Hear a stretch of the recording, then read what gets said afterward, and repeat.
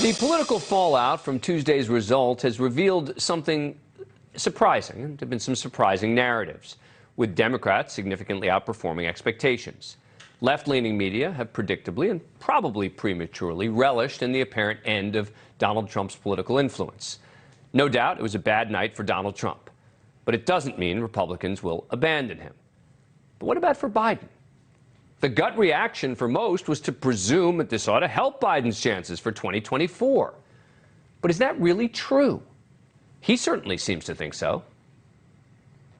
How do you interpret last night's results in terms of deciding whether you want to seek another term? Is it now more likely that you will run?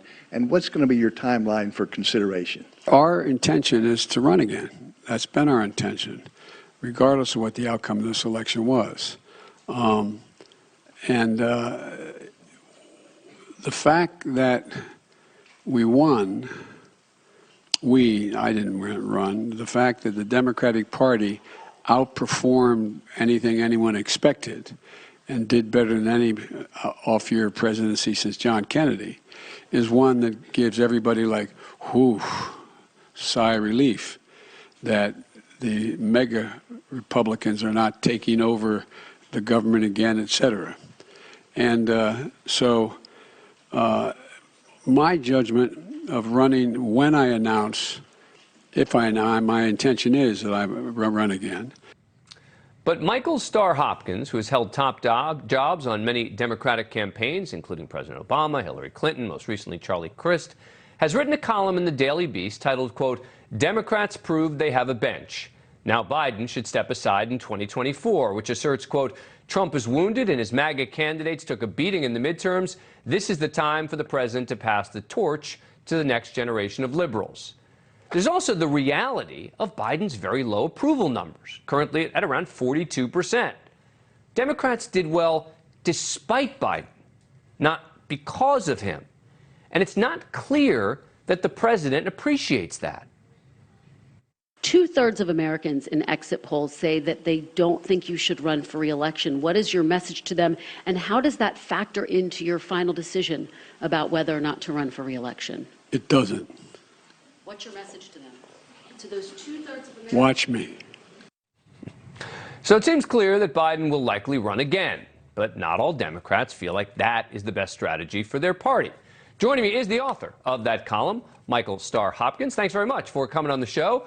Appreciate it. All right, so lay out your argument as a Democrat for why you think the results of the midterms show that Biden should step aside.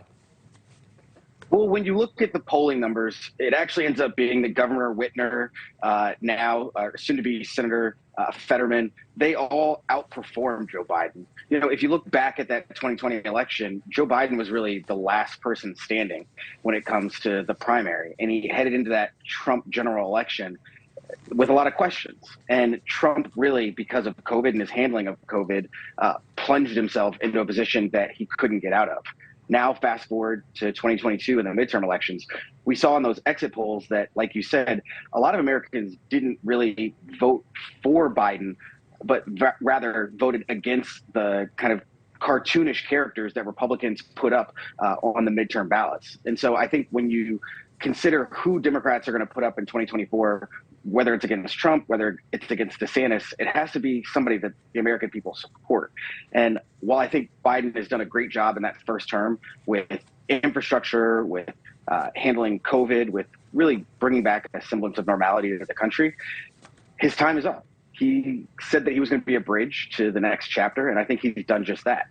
So how did your column go over among your Democratic friends? Look, I've never exactly been the most popular person when it comes to Democrats or Republicans. When you speak kind of your truth and are unapologetic about it, it isn't always the popular thing. But listen, I don't do it for popularity. I try to offer a different perspective. And do you think that Biden is going to step aside in the end, or do you think he's going to run? I think at the end of the day, he'll decide not to run. Look, he will be 82 by the time that he'd be running for office. And that he's already the oldest president in our nation's history. Thank you for watching. Go to newsnationnow.com to find NewsNation on your cable provider. And don't forget to click the red subscribe button below to get more of NewsNation's fact-driven, unbiased coverage.